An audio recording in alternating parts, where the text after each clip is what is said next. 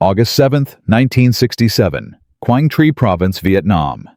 The demilitarized zone. A date that would change everything about how American Marines fought and survived in the jungles of Southeast Asia. Here is a statistic that should make you pause. Between January and June of 1967, 17 United States Marines were killed by enemy sniper fire from distances their own rifles simply could not reach. 17 men, dead. Not because they lacked courage, not because they lacked training, but because Soviet-made Dragunov rifles in enemy hands could kill from 800 meters away, while the standard American M14 rifle could only effectively hit targets at 500 meters. 300 meters. That gap became a killing zone where American soldiers died and nobody could shoot back. Now imagine a black sergeant from rural Mississippi, a man who was once told he should not even be handling precision weapons. A sharecropper's son with no formal engineering degree, no fancy laboratory, no defense contractor budget, just a coil of copper wire that cost him 75 cents at the base hardware store. What if I told you that this man's unauthorized and completely forbidden rifle modification would eventually save the lives of more than 2,000 Marines? What if I told you that his crazy idea would rewrite United States Marine Corps sniper doctrine for generations to come? This is the story of Sergeant Mitchell Townsend. And the morning of August 7, 1967, was the day he decided that following orders was less important than keeping his fellow Marines alive. The Vietnam War in early 1967 was entering one of its most dangerous phases. American forces had been building up steadily since 1965, but the strategies being employed were often designed for conventional European warfare, rather than the brutal jungle fighting that defined Southeast Asia. Nowhere was this mismatch more deadly than in Quang Tri Province, the northernmost region of South Vietnam, where the demilitarized zone separating North and South had become anything but demilitarized. North Vietnamese Army regulars were crossing the DMZ regularly, staging ambushes and attacks on American positions. But it was not the massed infantry assaults that were causing the most psychological damage to Marine units. It was the snipers. Intelligence reports had identified a troubling development. NVA units were receiving increasing numbers of Soviet-designed Dragunov SVD sniper rifles. These were not ordinary weapons. The Dragunov was purpose-built as a squad support sniper system, capable of accurate fire-out to 800 meters and beyond. In the hands of trained marksmen, it was devastating. The American response was inadequate. The standard M14 rifle issued to Marine infantry, and even to most sniper teams, had an effective range of approximately 500 meters. The specialized M40 sniper rifle that could compete with the Dragunov existed, but there were only 8 of them in the entire regiment. 8 rifles for thousands of Marines. Colonel Thomas Richards, commanding officer of the 5th Marines, wrote in a field report dated March 12, 1967, that enemy snipers were engaging American forces from distances that their weapons could not effectively counter. His men were suffering casualties before they could even identify where the fire was coming from. Marines began calling these distant shots ghost rounds, bullets that seemed to come from nowhere, from an invisible enemy they could not fight back against. The psychological impact was profound. Men who had been trained to close with and destroy the enemy found themselves dying without ever seeing their killers. Major General Bruno Hawkmouth, commanding the 3rd Marine Division, requested additional counter-sniper training and specialized equipment. But the military supply chain moved slowly. Specialized weapons had priority going to established sniper units which had few, if any, black Marines among their ranks. The problem was not just tactical, it was existential. How do you fight an enemy who can kill you from distances you cannot reach? How do you maintain morale when your men die and you cannot even shoot back? But everything was about to change, because one man refused to accept that the problem could not be solved. Mitchell Townsend was born on April 18, 1944, in Greenwood, Mississippi. He was the 3rd of 5 children in a sharecropping family. His father, Elijah Townsend, had served with distinction in a segregated unit during World War II, but returned home to find the same America he had left. An America where a black man's military service was quickly forgotten. Despite this bitter reality, Elijah instilled in his children a fierce love of country and a belief that excellence could not be denied forever. "My daddy used to say, 'This country ain't perfect, but it's worth fighting for,'" Townsend would later recall. "He taught me that sometimes you got to earn respect before they are ready to give it." The Townsend family owned exactly one firearm, an old Remington bolt-action rifle that Elijah used for hunting deer and squirrel to supplement their meager income. By the age of 8, young Mitchell had developed an uncanny talent with the weapon.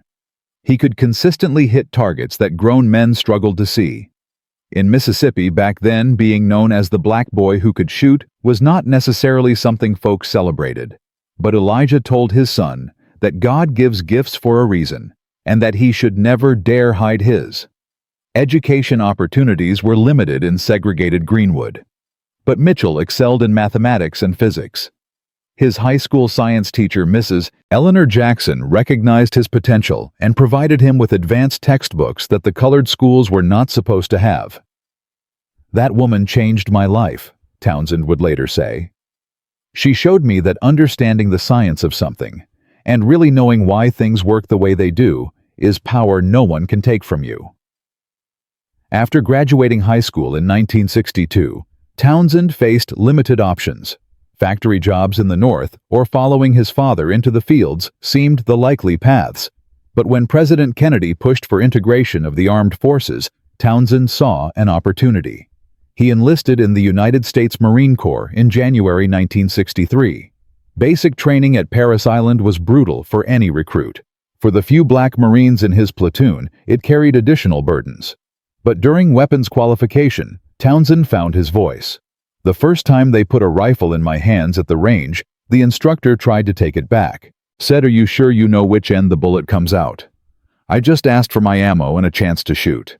When Townsend qualified expert, hitting 48 out of 50 targets at ranges many recruits struggled with, the snickering stopped. His drill instructor, Staff Sergeant Raymond Wilkins, pulled him aside afterward. "Private, I don't care if you're purple with yellow polka dots. You shoot like that, and you have a future in my corps." By the time he deployed to Vietnam in 1966 with the 3rd Battalion 5th Marines, Townsend had risen to the rank of sergeant, based on his leadership abilities and technical proficiency. He had also spent months studying rifle ballistics with an intensity born of survival. If the official channels could not solve the range disparity quickly enough, he would find another way. The idea came to him during his first week as a temporary replacement in the battalion scout sniper platoon. He and his spotter, Lance Corporal Franklin Riley, had witnessed 5 Marines die from enemy sniper fire at 700 meters. They had watched through their scopes but could not help. The enemy was well beyond the effective range of his M14. That night, Townsend sat cleaning his rifle while his mind raced. "The Dragunov is not magic," he muttered to himself. "It is just engineering." The M14 used a gas-operated system. When a round was fired, a portion of the expanding gas was bled off through a small port in the barrel to cycle the action and chamber the next round. This system was calibrated for reliability across many conditions. But Townsend had a theory. What if that balance could be shifted? He acquired copper wire from the base supply for 75 cents. Working by flashlight, while the rest of the platoon played cards, he carefully modified his rifle's gas system. He created a crude regulator that would restrict the amount of gas diverted to operate the action. The theory was elegant. By reducing the gas bleed-off, more energy would remain behind the bullet. More energy meant higher velocity. Higher velocity meant extended range. The trade-off would be reliability. With less gas to cycle the action, the rifle might fail to feed properly. Carbon buildup would become a bigger problem. It was a calculated risk that violated at least 7 different regulations regarding the modification of service weapons. Staff Sergeant Cunningham would have his ass court-martialed for damaging government property. Riley told him he was crazy. The modification had no business being attached to a United States Marine Corps sniper rifle. But Townsend remembered those 5 dead Marines. He remembered the ghost rounds and the men who died without ever seeing their killers. The threat of punishment weighed less than the weight of watching more brothers die because their rifles could not reach far enough. "If it works, they will be too busy giving me medals to worry about regulations," he told Riley. "And if it does not work, I will have died trying something instead of watching more Marines die while following orders." The morning of August 7th arrived with intelligence reports of major NVA movement in the valley below their observation post. Approximately 2,000 Marines from the 7th Regiment would be transiting through that valley over the next 48 hours to reinforce positions along Highway 9. At 14:38 hours, Riley spotted movement on the North Ridge. Multiple NVA soldiers establishing positions, including 2 with Dragunov sniper rifles. Range 820 meters to the nearest, 850 to the ridge position. Command denied permission to engage. The range was beyond their capability. Air support was scrambling, but at least 20 minutes away. Through his scope, Townsend watched the NVA snipers setting up. In minutes, they would have clear shots at hundreds of exposed Marines in the valley below. Marines who had no idea death was watching them from above. The moment of decision had arrived. Townsend settled his modified M14 onto the sandbag rest and began his calculations. Distance, elevation, wind speed, the estimated effect of his modification on the bullet's velocity. Riley hissed at him to stop. Command said no engagement. "They said we cannot hit them from here." "They do not know what this rifle can do now," Townsend replied. He controlled his breathing. 4 seconds in. Hold for 2. 4 seconds out. Hold for 2. His world narrowed to the view through his scope. The lead NVA sniper nearly half a mile away. He made his final adjustments. Then between heartbeats he squeezed the trigger. The modified M14 roared with a sound noticeably different from its normal report. Sharper, more violent. The recoil drove hard into his shoulder. Through the scope, he watched the NVA sniper jerk backward and collapse. A hit at 820 meters. With an M14 that every manual said could not reach that far. Riley was speechless for exactly 2 seconds. Then training took over. Hit. Target down. Second sniper moving right, 850 meters. Townsend worked the bolt and fired again. Another hit. The second NVA sniper fell. He shifted to a machine gun position at 860 meters. Fired. Another kill. 4 shots. 4 confirmed kills at distances that should have been impossible. In the valley below, 2,000 Marines continued their movement completely unaware that a black sergeant from Mississippi had just saved their lives with 75 cents worth of copper wire and the courage to break every rule in the book. But this was only the beginning. Because now, Sergeant Mitchell Townsend would have to face something potentially more dangerous than enemy snipers.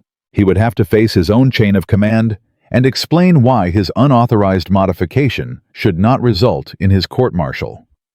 In Part 2, we will see what happens when Townsend returns to base. We will witness the confrontation with officers who cannot believe what he accomplished. And we will discover how his forbidden innovation transforms from a single act of desperation into a standardized modification that would save thousands more lives across the entire Vietnam theater of operations. The question is not whether Townsend broke the rules. He absolutely did. The question is whether the Marine Corps would have the wisdom to recognize genius when it came from the most unexpected source imaginable. In Part 1, we witnessed something extraordinary. Sergeant Mitchell Townsend, a black Marine from rural Mississippi, created an unauthorized rifle modification using 75 cents worth of copper wire. On August 7, 1967, he used that modified M14 to kill 4 enemy snipers at distances exceeding 800 meters. Distances that every official manual said were impossible to reach. His action saved 2,000 Marines who were walking into a killing zone without even knowing it. But now Townsend faced a different kind of enemy. Not the North Vietnamese army. Not the deadly Dragunov rifles. something far more difficult to defeat: the United States Marine Corps chain of command. Here is a statistic that should concern you. In 1967, the conviction rate for Marines court-martialed for unauthorized modification of government property was 93%. 93% of those men received dishonorable discharges.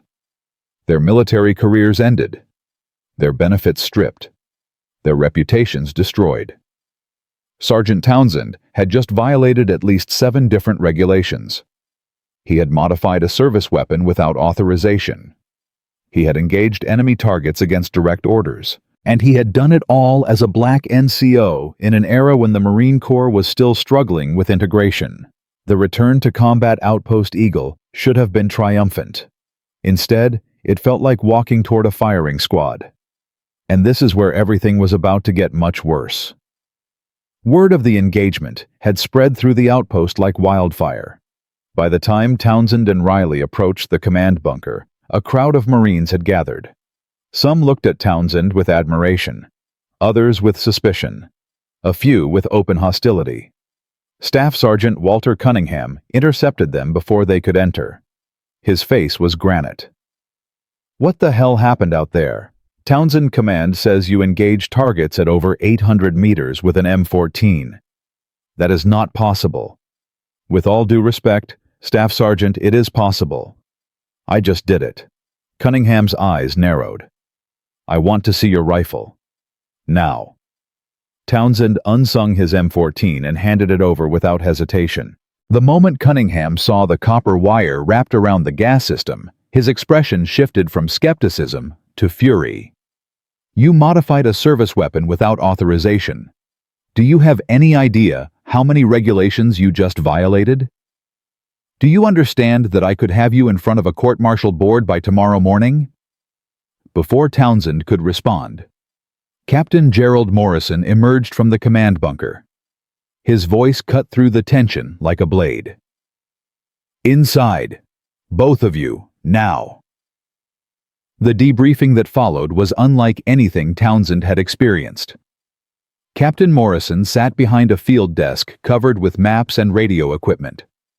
Major Thomas Bradford, the battalion executive officer, stood against the wall with arms crossed. The battalion armorer had been summoned to examine Townsend's rifle. For 2 hours they questioned him relentlessly. Every detail of the engagement was dissected. Riley's spotting log was examined line by line. Distances were verified against topographical maps. The modified rifle was inspected, photographed, and documented. "Explain exactly what you did to this weapon, Sergeant." Major Bradford's tone was neutral, but his eyes were cold. Townsend laid out his theory in precise technical language. He described how restricting the gas system increased pressure behind the bullet. He explained the trade-offs in reliability. He provided the scientific reasoning that Mrs. Eleanor Jackson's advanced physics textbooks had taught him years ago in segregated Mississippi. "And you developed this modification entirely on your own?" Captain Morrison asked. "No consultation with armorers, no authorization from any superior officer?" "Yes, sir." Bradford leaned forward. "Do you realize that your unauthorized actions directly violated at least 7 different regulations regarding the handling and maintenance of service weapons?" "Yes, sir." "I do. Then explain to me why I should not have you court-martialed and dishonorably discharged before the end of this week." The question hung in the air like poison gas. Townsend met the major's gaze without flinching. "Because 4 enemy snipers are dead, sir. Because 2,000 Marines made it through that valley today without a single casualty from long-range fire. Because the problem I solved is killing our men every single day, and nobody else has figured out how to stop it." The silence that followed was deafening. Morrison and Bradford exchanged glances. Something unspoken passed between them. Finally, Bradford spoke again. "A patrol sent to the North Ridge after your engagement confirmed 4 enemy KIA, including 2 equipped with Dragunov rifles. Based on their position and the movement patterns in the Valley intelligence estimates, they could have inflicted significant casualties on our forces." Townsend said nothing. He waited. "Here is our problem, Sergeant," Morrison's voice was measured. "We cannot officially condone the unauthorized modification of service weapons. That would create chaos across the entire Corps. Every Marine with a screwdriver would start tinkering with his rifle because he thinks he knows better. But we also cannot ignore a potentially valuable tactical innovation.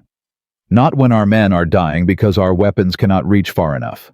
Bradford picked up the modified M14, turning it over in his hands. "How reproducible is this modification? Could you train others to apply it correctly and safely?" "Yes, sir. It is not complicated, but there are refinements that could make it more reliable with proper materials and testing."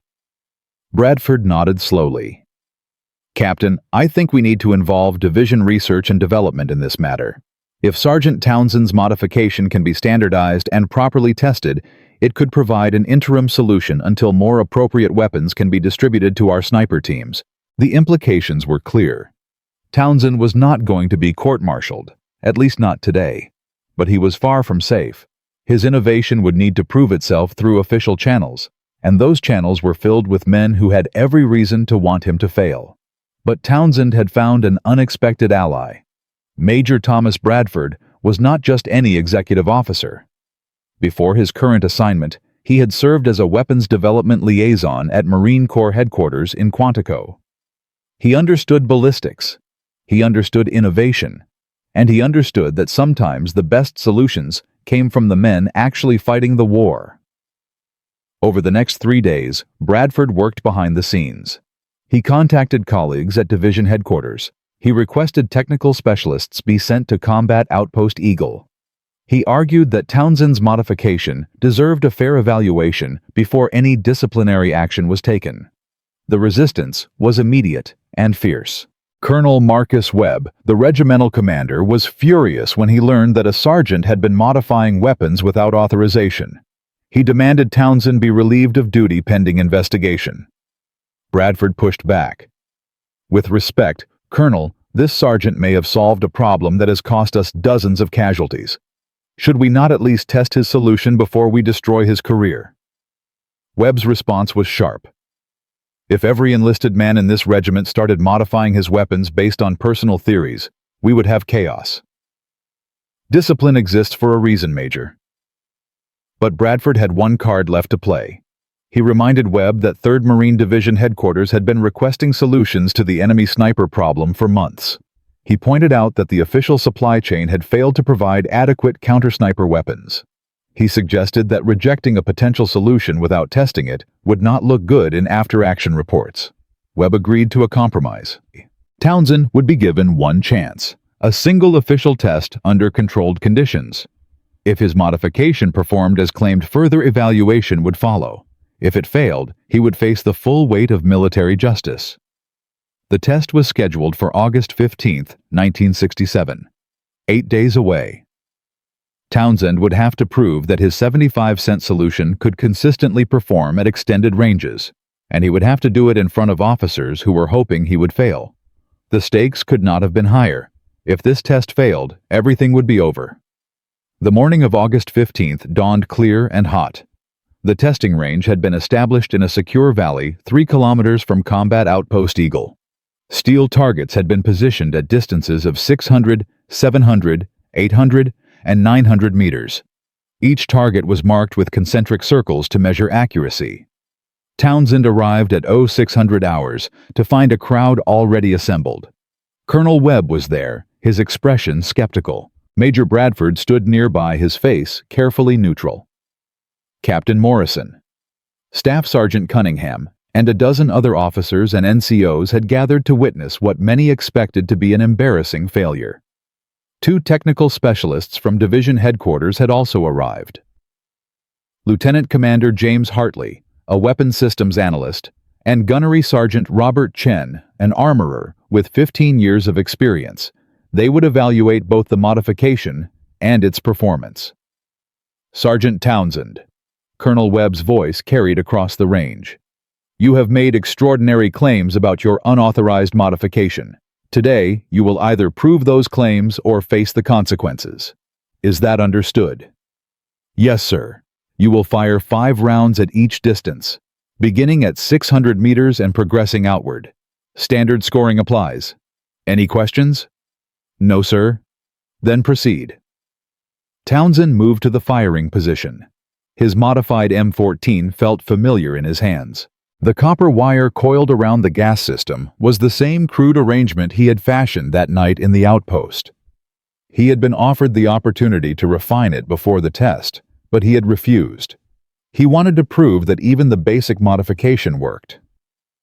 He settled into prone position. Riley was beside him as spotter just as he had been on the ridge 8 days earlier. The young Marine's hands were steady on the spotting scope, but Townsend could see the tension in his jaw. First target, 600 meters. Townsend controlled his breathing, adjusted for the slight crosswind, squeezed the trigger. The rifle barked. Through the scope, Riley called out the result. Hit. 2 inches right of center. 4 more shots followed, all hits. The cluster was tight, well within acceptable accuracy for the distance. Colonel Webb's expression did not change. 600 meters was within the standard range of an M14. The real test was yet to come. Second target, 700 meters. This was the edge of what a standard M14 could reliably achieve. Townsend made his adjustments, fired 5 rounds, all hits. The group was slightly larger than at 600 meters, but still impressive. Lieutenant Commander Hartley made notes on his clipboard. Third target, 800 meters. This was the distance where Townsend had made his kills on August 7th. This was where a standard M14 should fail. Townsend felt the weight of every watching eye. He heard someone behind him mutter that this was where the circus would end. He blocked out everything except the target. First shot, hit. Center mass. Second shot, hit. 3 inches low. Third shot, hit. 2 inches left. Fourth shot. The rifle's action felt sluggish. Carbon buildup was affecting the cycling mechanism. He had to manually assist the bolt. But the shot went true. Hit. Fifth shot. The action was stiff now. Townsend worked the bolt with deliberate force. Aimed. Fired. Hit. 5 for 5 at 800 meters, a distance that every official manual said the M14 could not effectively reach. The murmuring among the observers grew louder. Colonel Webb's skepticism had shifted to something closer to disbelief. Lieutenant Commander Hartley was writing furiously. Final target, Sergeant. 900 meters. Colonel Webb's voice had lost some of its edge. Townsend looked at the distant target. 900 meters was beyond what he had ever attempted. Beyond what he had claimed his modification could achieve. This was uncharted territory.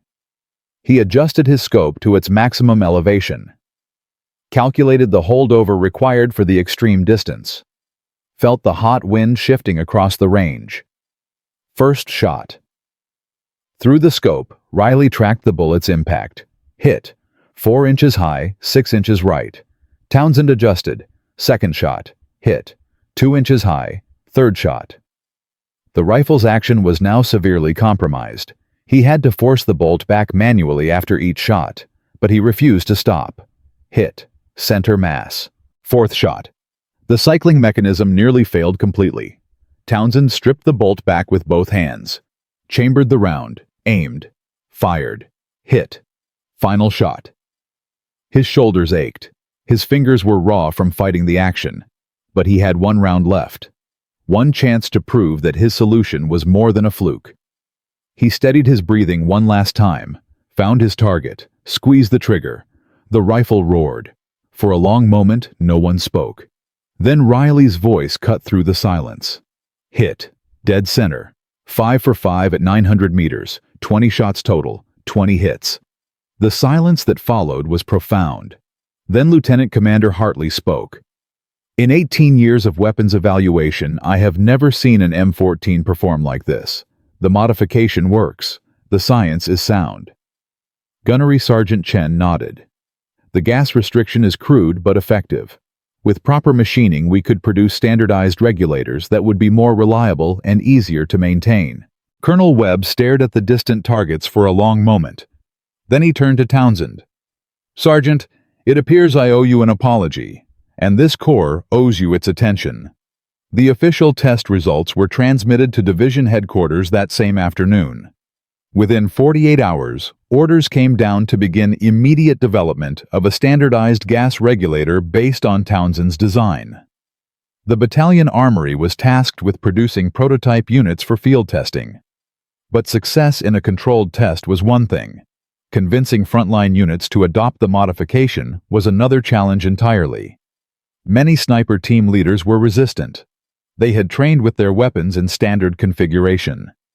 They trusted the reliability of the unmodified M14. The idea of restricting the gas system seemed dangerous to men whose lives depended on their rifles functioning perfectly under combat conditions. Townsend spent the next 3 weeks traveling between forward positions, demonstrating the modification and training Marines in its application and maintenance. He faced skepticism everywhere he went. Some Marines questioned his credentials. Others questioned his race. A sergeant from Alabama flat out refused to let a black man touch his rifle. But combat has a way of settling arguments. On September 4th, a sniper team from 1st Battalion used a modified M14 to eliminate an enemy machine gun position at 780 meters. 3 days later, another team scored kills at 820 meters during a firefight near Con Thien. Word spread. The ghost rounds that had terrorized Marine units for months could finally be answered. Requests for the modification began flooding into battalion headquarters. By late September, over 40 modified rifles were in service across the 3rd Marine Division. Enemy sniper attacks had decreased by 62% in areas where the modification was deployed. Marine casualties from long-range fire dropped from an average of 12 per week to fewer than 4. Intelligence reports from captured NVA documents revealed confusion in enemy ranks. Their commanders could not understand how American rifles were suddenly reaching distances previously considered safe. Some reports speculated that new weapons had been secretly deployed. Others suggested American snipers had received Dragunov rifles from unknown sources. None of them suspected that a black sergeant with 75 cents worth of copper wire had changed the entire equation. By October 1967, the Townsend modification, as it was being called unofficially among sniper teams, had become the most requested equipment upgrade in Quang Tri Province. Division headquarters formally approved the standardized gas regulator for widespread distribution. Training programs were established. Production was ramped up. Sergeant Mitchell Townsend received the Navy Achievement Medal with Combat 5 for technical innovation under combat conditions. The official reprimand for unauthorized weapon modification remained in his file, but everyone understood it was purely cosmetic, a bureaucratic formality that meant nothing. Townsend had won. His idea had gone from forbidden experiment to official doctrine in less than 2 months. Thousands of Marines were alive because he had the courage to break the rules. But victory had attracted attention, not just from American commanders eager to exploit the advantage. News of the modification's success was spreading through intelligence channels. Reports were being compiled, assessments were being made, and somewhere in Hanoi, North Vietnamese army commanders were asking a dangerous question. How were the Americans suddenly outranging weapons that should have been superior? They were about to find out. And when they did, they would respond with a counteroffensive specifically designed to neutralize Sergeant Townsend's innovation. An operation that would target not just the modified weapons, but the man who created them. In Part 3, we will see how the enemy adapts. We will witness a deadly game of cat and mouse as NVA intelligence hunts for the secret behind the American sniper's new capability. And we will watch as Sergeant Townsend faces the most dangerous mission of his career. A mission that will test not just his marksmanship, but his ability to survive against an enemy that now knows exactly who he is and what he has done. The technical battle had been won. The human battle was just beginning. Let me tell you where we are in this story. A black sergeant from Mississippi created an unauthorized rifle modification using 75 cents worth of copper wire. That modification allowed American M14 rifles to reach distances previously thought impossible. After surviving a near court-martial, Sergeant Mitchell Townsend proved his innovation in official testing. 20 shots at ranges up to 900 meters. 20 hits. By October 1967, over 40 modified rifles were deployed across the 3rd Marine Division. Enemy sniper attacks dropped by 62%. Marine casualties from long-range fire fell from 12 per week to fewer than 4. The Americans were winning the sniper war. And the North Vietnamese Army had noticed. Here is a statistic that should terrify you. Between August and October 1967, NVA sniper teams in Quang Tri Province suffered a 400% increase in casualties. 400%. Men who had operated with impunity for months were suddenly dying at distances they thought were safe. Their Dragunov rifles, once the terror of American forces, had lost their advantage. Intelligence reports captured in November revealed panic in enemy command structures. Urgent meetings were being held, new tactics were being developed, and somewhere in Hanoi a decision was made. Find out how the Americans were doing this. And stop it. This was no longer an experiment. This was war. The first indication that something had changed came on October 23, 1967. A Marine patrol near Con Thien discovered the bodies of 3 NVA soldiers in an abandoned bunker complex. 2 were regular infantry. The 3rd was different. He carried documents identifying him as a technical specialist attached to the NVA's Weapons Development Directorate. Among his possessions was a notebook filled with detailed sketches of American sniper positions, sketches of M14 rifles, and most disturbing of all sketches showing modifications to gas systems. Someone was studying the Townsend modification. Someone was trying to understand how it worked. Captain Morrison summoned Townsend to the command bunker that same evening. The notebook lay open on the field desk between them. "They know," Morrison said simply.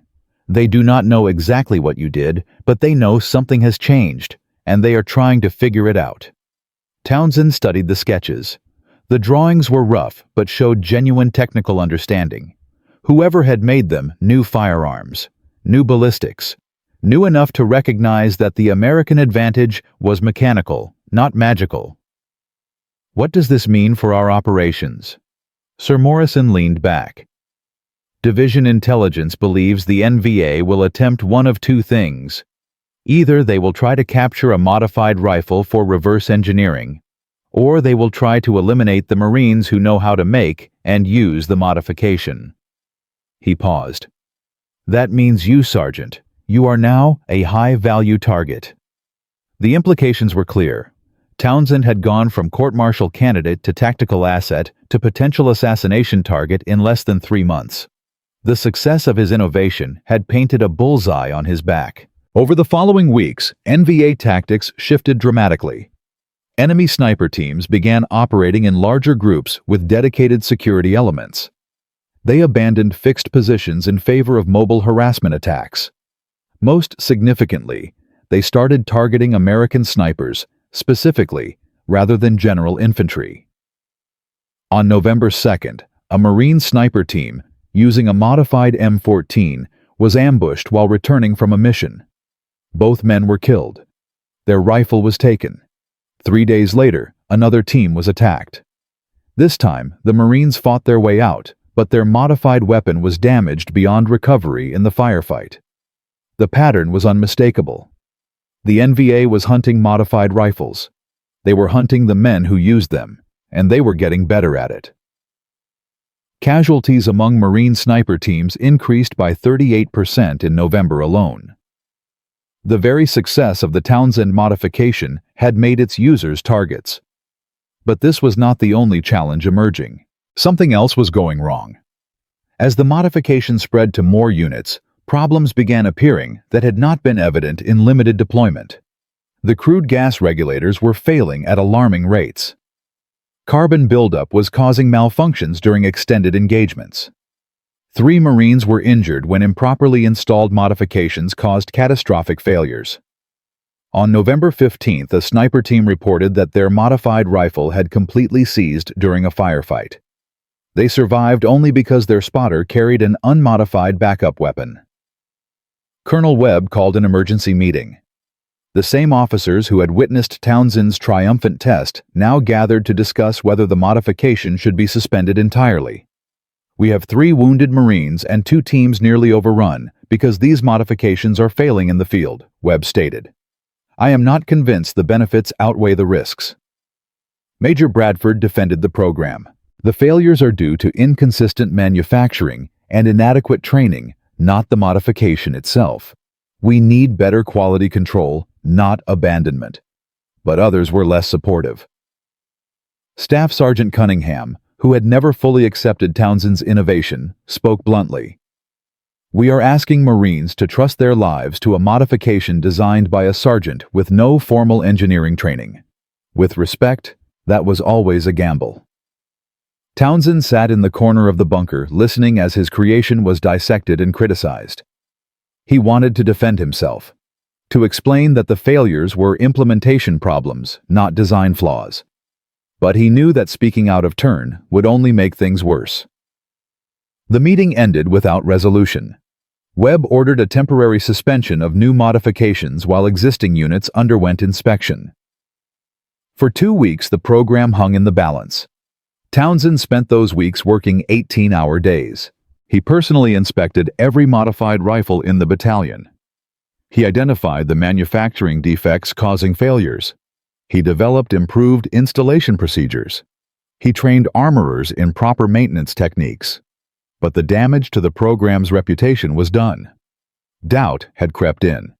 Marines who had embraced the modification now questioned whether it was worth the risk. The momentum that had carried the innovation from forbidden experiment to official doctrine was fading. Then came November 29th, Operation Badger Tooth, and everything changed. The mission was straightforward on paper. Elements of the 3rd Battalion 5th Marines would assault a fortified NVA position on Hill 881 South near Khe Sanh. Intelligence indicated approximately 200 enemy soldiers defending a complex of bunkers and trenches that commanded critical terrain overlooking the Marine base. What intelligence had not revealed was that the NVA had reinforced the position with their best remaining sniper teams. 12 Dragunov-equipped marksmen occupied concealed positions across the hillside. Their orders were simple: kill American snipers first. Capture their weapons if possible. The assault began at 0530 hours. 2 companies of Marines advanced up the southern slope under cover of artillery preparation. For the first 15 minutes, resistance was light. Scattered rifle fire, a few mortar rounds, nothing unexpected. Then the snipers opened up. The 1st Marine fell at 0547, shot through the head from a position no one could identify. 30 seconds later, another man dropped. Then another. The advance stalled. Marines dove for cover behind rocks and fallen trees. Medics scrambled to reach the wounded. Officers shouted for smoke grenades and suppressive fire. But you cannot suppress what you cannot see. The NVA snipers were invisible. Their shots came from distances that seemed impossible. 600 meters, 700, 800. Captain James Murdoch, commanding Alpha Company, made a desperate call. "Get me Townsend, now." Sergeant Townsend had been assigned to the battalion reserve element kept back from frontline action due to his status as a high-value target. When Murdoch's request came through, Colonel Webb hesitated. Bradford intervened. "Sir, our men are pinned down and dying. Townsend is the best counter-sniper asset we have. We need him." Webb nodded. "Send him in." Townsend and Riley moved up the hill through a communications trench that provided partial cover from enemy observation. The sounds of battle intensified as they climbed. Rifle fire, screaming, the distinctive crack of Dragunov rounds passing overhead. They reached Alpha Company's position at 0623. Captain Murdoch was crouched behind a Boulder radio handset pressed to his ear. His face was grim. "I have lost 8 men in 30 minutes. Murdoch said without preamble. Their snipers are everywhere, and we cannot find them. What can you do? Townsend scanned the terrain ahead. The hillside was dotted with rock formations and brush that provided countless concealment opportunities. Finding enemy snipers in that environment would be nearly impossible. Nearly impossible, but not completely. I need high ground, Townsend said.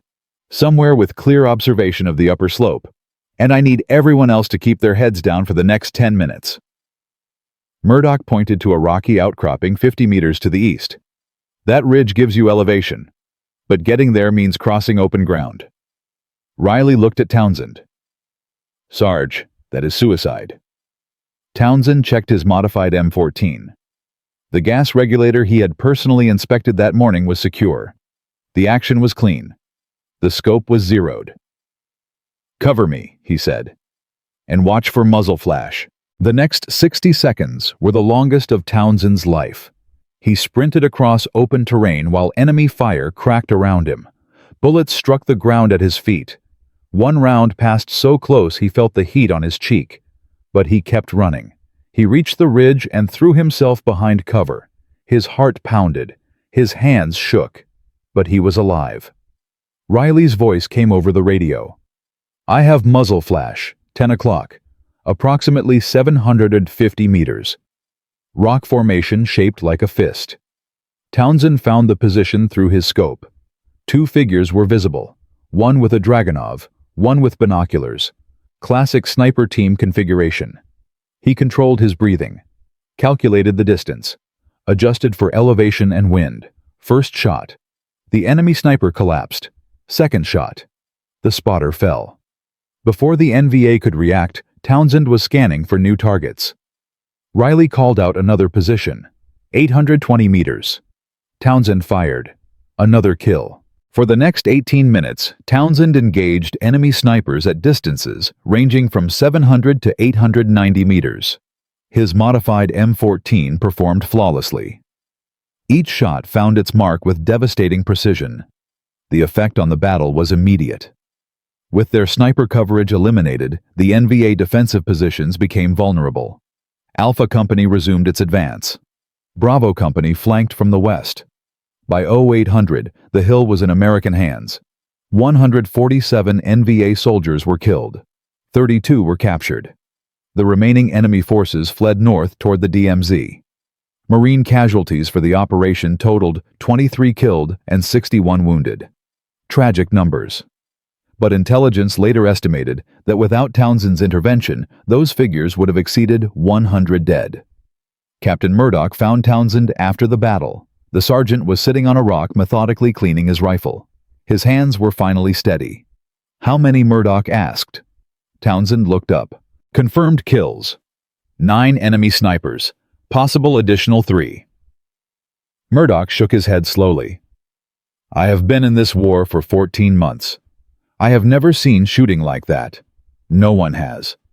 News of Hill 881 South spread through the 3rd Marine Division within days. The story of the black sergeant who had single-handedly neutralized an entire enemy sniper network became legend among Marine units. Men who had doubted the Townsend modification now demanded access to it. Colonel Webb personally lifted the suspension on new modifications. Production of improved gas regulators accelerated. Training programs expanded. Within 6 weeks, over 120 modified rifles were in service across the division. The statistics told the story of transformation. Before the Townsend modification, Marine sniper teams achieved effective engagement at an average range of 480 meters. After widespread adoption, that average increased to 720 meters. A 50% improvement in reach. Enemy sniper casualties increased by 300% in the 3 months following Hill 881 South. NVA commanders were forced to completely restructure their long-range harassment tactics. Captured documents revealed orders instructing sniper teams to engage only at ranges exceeding 900 meters, or not at all. The psychological impact was equally significant. Marines who had lived in terror of ghost rounds now knew they could fight back. Morale surged. Confidence returned. The invisible enemy had been made visible and vulnerable. By February 1968, the Townsend Modification had been formally adopted across all Marine sniper units in Vietnam. Technical manuals were published. Production was standardized.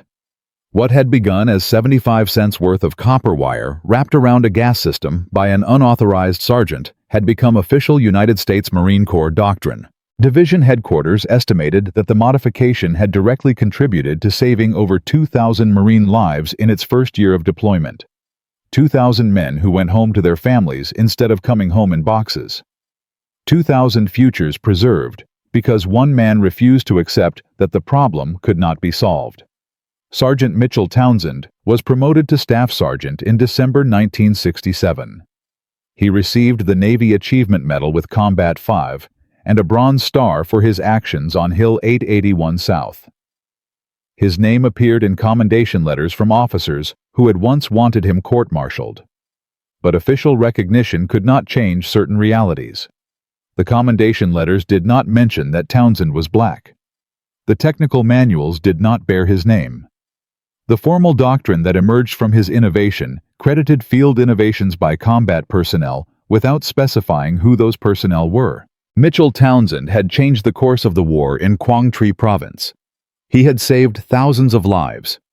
He had proven that genius could come from anywhere and that excellence could not be denied forever, just as his father had promised. But what would happen to the man himself?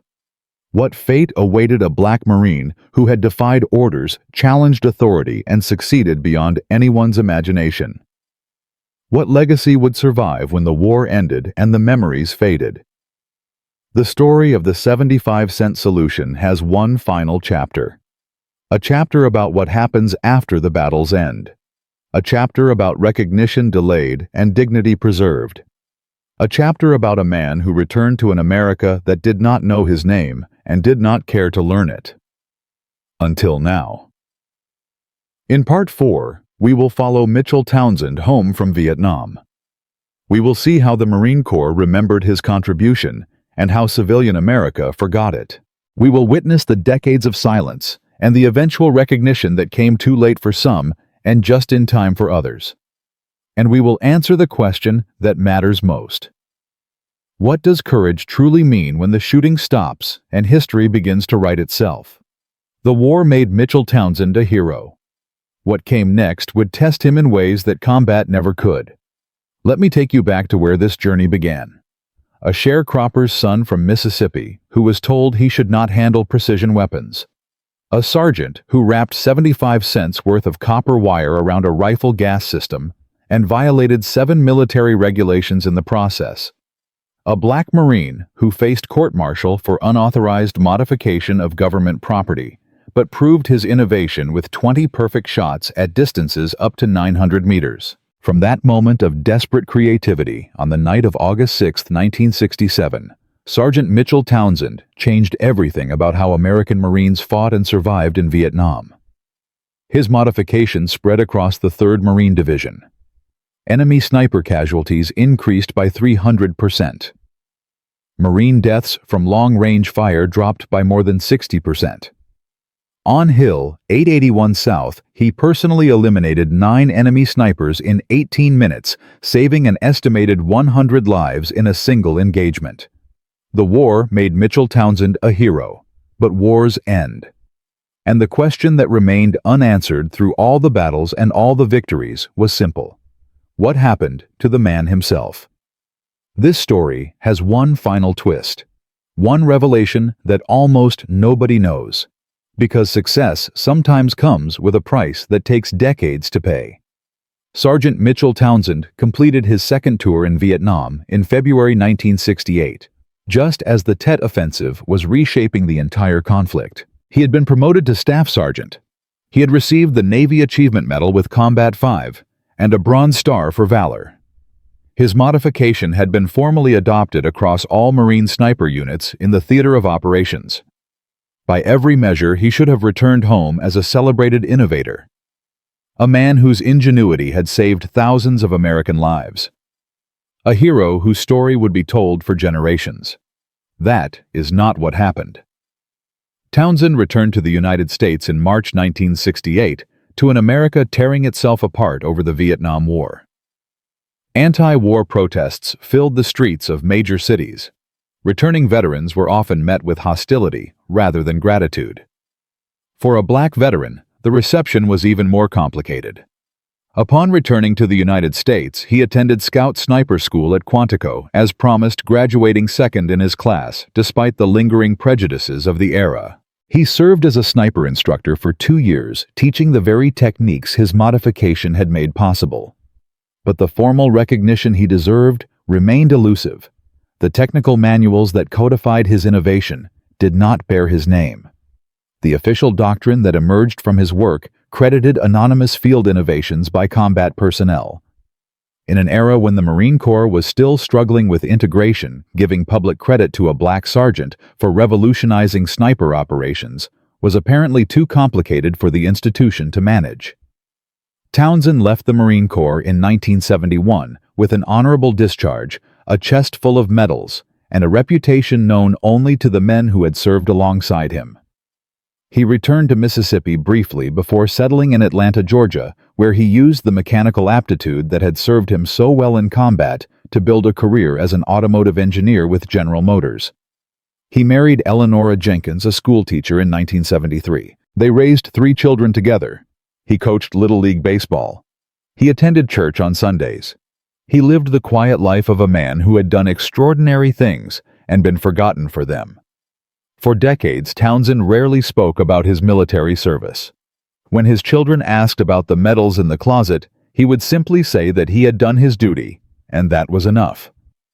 The story of the 75-cent solution remained buried in classified after-action reports and the fading memories of aging veterans. What happened to the others who had played roles in this story? Lance Corporal Franklin Riley, the nervous young spotter who had witnessed Townsend's first impossible shots, rose eventually to the rank of Master Gunnery Sergeant. He became an influential voice in Marine Corps weapons development programs in the 1980s, always advocating for frontline innovation. Staff Sergeant Walter Cunningham, who had initially opposed Townsend's presence in the sniper platoon, retired as a colonel. In his later years, he became a military historian who documented the development of Marine sniper doctrine. It was Cunningham who would eventually bring Townsend's story back to light. Major Thomas Bradford, the executive officer who had defended Townsend when others wanted him court-martialed, rose to the rank of brigadier general before retiring in 1982. He never forgot the black sergeant who had proven that good ideas could come from anywhere. But the true legacy of Mitchell Townsend was not measured in the careers of those who knew him. It was measured in the technology that evolved from his simple copper wire. The principles Townsend had applied with crude materials in 1967 would influence military rifle design for the next 5 decades. The concept of adjustable gas systems to optimize performance for specific ammunition and conditions became standard in precision rifles worldwide. The M40A1 sniper rifle, adopted by the Marine Corps in the 1970s, incorporated ballistic principles that Townsend had intuitively understood and demonstrated. The weapon and its subsequent variants served as the primary sniper platform for Marine marksmen for decades. Modern precision rifles from manufacturers across the globe now feature adjustable gas blocks as standard equipment. Shooters can fine-tune their weapons for optimal performance exactly as Townsend had done, but with sophisticated machined components rather than copper wire from a hardware store. The numbers tell the story of lasting impact. During the Vietnam War alone, the Townsend modification was credited with directly contributing to the prevention of an estimated 2,000 Marine casualties. The techniques developed from his innovation continued saving lives in subsequent conflicts. In Iraq and Afghanistan, American snipers employed weapon systems that traced their design philosophy directly to the principles Townsend had demonstrated. The emphasis on extended range engagement, adjustable gas systems, and field-adaptable precision had become foundational doctrine. Military analysts estimated that the sniper methodology influenced by Townsend's innovation contributed to the elimination of over 15,000 enemy combatants across multiple conflicts while protecting countless American and Allied lives. The influence extended beyond American forces. British, Australian, Canadian, and Israeli military units studied and adopted similar approaches to precision rifle optimization. The fundamental insight that gas system restriction could extend effective range became common knowledge among military armorers worldwide. Even civilian precision shooting communities benefited from the principles Townsend had pioneered. Competition shooters and long-range hunting enthusiasts routinely employ adjustable gas systems that owe their conceptual origin to a desperate modification made in a Vietnam War outpost. But the most important legacy was not about technology at all. It was about something far more valuable. The story of Mitchell Townsend carries lessons that transcend military history. Lessons about innovation, about courage, about the institutions that sometimes fail to recognize genius when it appears in unexpected forms. The first lesson is about where good ideas come from. Townsend was not an engineer. He had no advanced degrees. He was a sharecropper's son with a high school education and some borrowed physics textbooks. Yet he solved a problem that had stumped the entire military supply chain. He did it because he understood the problem intimately. He lived with it every day. He watched men die because of it. The best solutions often come not from distant laboratories, but from the people closest to the problem. This truth applies far beyond military contexts. In business, in medicine, in education, the most valuable innovations frequently emerge from frontline workers who see what executives and experts cannot. The second lesson is about institutional resistance to change. The Marine Corps nearly court-martialed Townsend for his innovation. Officers who should have recognized its value instead saw only the regulations he had violated. The same patterns repeat throughout history. Resistance to unfamiliar ideas. Punishment of those who challenge established doctrine. Preference for following rules over solving problems. Consider the parallel cases. Billy Mitchell was court-martialed in 1925 for advocating air power that would prove decisive in World War II. Ignaz Semmelweis was ridiculed in the 1840s for suggesting that doctors should wash their hands, an insight that would eventually save millions of lives. Innovation threatens existing hierarchies. Those who benefit from current systems often oppose changes that might improve outcomes but disrupt their authority. The third lesson is about moral courage. Townsend knew the consequences he faced. He understood that modifying his rifle could end his career. He did it anyway because he believed saving lives was more important than following regulations that were getting men killed. This kind of courage is different from battlefield bravery. It requires standing alone against institutional pressure. It means accepting personal risk for collective benefit. It demands the confidence to trust your own judgment when everyone around you says you are wrong. How many potential innovations are lost because people lack this courage? How many problems remain unsolved because those who see solutions are afraid to act? And there is one final detail that almost nobody knows. A revelation that changes how we understand this entire story. In 1989, at a Vietnam veterans gathering in Atlanta, Colonel Walter Cunningham recognized Mitchell Townsend immediately, despite the 22 years that had passed. The conversation that followed would finally bring Townsend's story to public attention. But what happened after that reunion reveals something unexpected about human nature and institutional memory. Cunningham spent 3 years researching the development of the range extension modification. He interviewed dozens of veterans. He accessed declassified after-action reports. He documented everything with the precision of a trained historian. When his paper was published in the United States Naval Institute Proceedings in 1991, it finally gave Townsend the recognition that official channels had denied him for 24 years. The Marine Corps History Division conducted extensive interviews. A case study was developed for the Command and Staff College. In 1997, 30 years after his unauthorized modification changed the course of combat in Quang Tri Province, Mitchell Townsend was invited to the Marine Corps Scout Sniper School at Quantico as a guest of honor. There, before an assembly of sniper instructors and students, he was presented with a plaque commemorating his contribution. The plaque now hangs in the school's Hall of Innovations. Beneath a mounted copper wire, similar to the one Townsend had used, a simple inscription reads, "Sometimes courage means knowing when not to follow orders." Sergeant Mitchell Townsend, USMC, August 7th, 1967.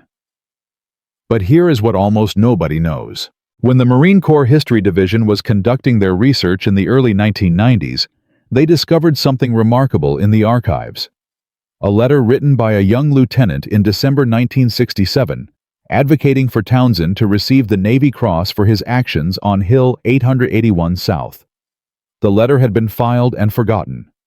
The recommendation had never been processed.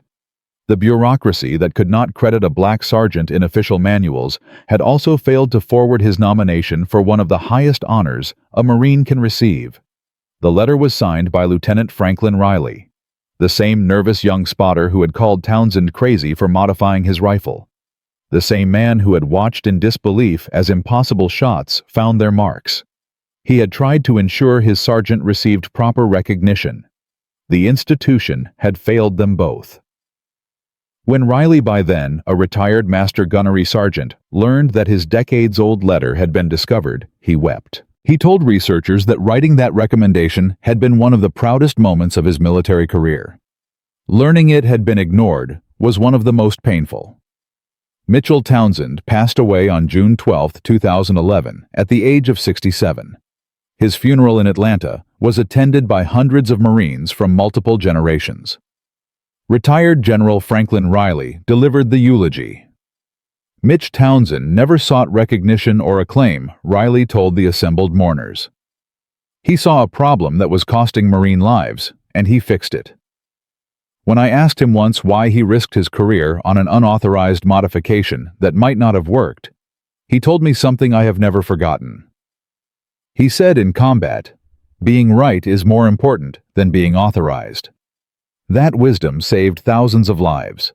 It is a lesson every leader should take to heart. Following his death, Townsend's family donated his Navy Achievement Medal and the original prototype of his gas system modification to the National Museum of the Marine Corps. These items are now displayed in the Vietnam War Gallery, alongside a brief account of how a black sergeant from Mississippi changed Marine Corps sniper doctrine with 75 cents worth of copper wire. Let me leave you with this. From a sharecropper's son in segregated Mississippi to a legend who transformed how America's elite warriors fight and survive.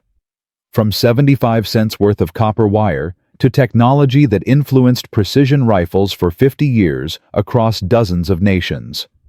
From a near court-martial to a plaque in the Hall of Heroes. Mitchell Townsend proved something that institutions often forget. Innovation does not require permission. Excellence cannot be denied forever. And sometimes the people closest to a problem are the only ones who can solve it.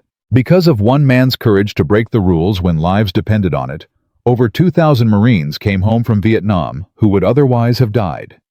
Countless more were saved in the decades that followed by the doctrine and technology his insight inspired. The next time someone tells you that your idea is crazy, that it violates procedure, that it cannot possibly work, remember Sergeant Mitchell Townsend. Remember the copper wire. Remember the shots that should have been impossible. And remember this. The difference between a rule breaker and a hero is often nothing more than whether they turn out to be right. If you know stories like this one, tales of ordinary people whose forbidden ideas changed history, share them in the comments below. These stories deserve to be told. These men and women deserve to be remembered. Because history is not made only by generals and presidents. It is made by sergeants with 75 cents and the courage to try something everyone said was impossible. Mitchell Townsend's father once told him that God gives gifts for a reason and that he should never dare hide his. He did not hide his gift. He used it to save his brothers in arms. That is what courage really means. Not just the willingness to face enemy fire, but the willingness to stand alone against doubt and ridicule and institutional resistance, because you know in your heart that you are right, and that lives depend on you acting. Comment below. Share this story. And never let anyone tell you that one person cannot change the world. Mitchell Townsend changed it with 75 cents and a refusal to watch his fellow Marines die. What will you do with your moment when it comes?